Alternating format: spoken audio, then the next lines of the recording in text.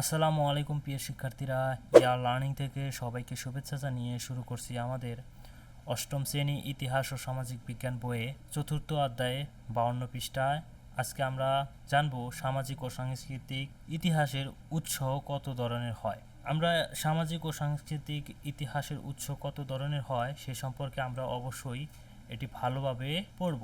আমরা তারপর একটা ছক দেওয়া আছে, আমরা ছকটি কিভাবে পূরণ করব সেটা আমরা দেখে নিই। এখানে বলা হয়েছে চলো সামাজিক ও সাংস্কৃতিক ইতিহাসের উৎসগুলো নিচে উল্লেখ করি।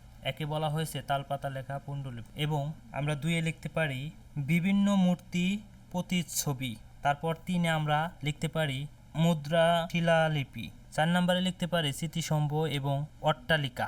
5-এ লিখতে পারি পাণ্ডুলিপি। 6 লিখতে পারি তাম্রলিপি। 7-এ লিখতে পারি টেরাকোটা।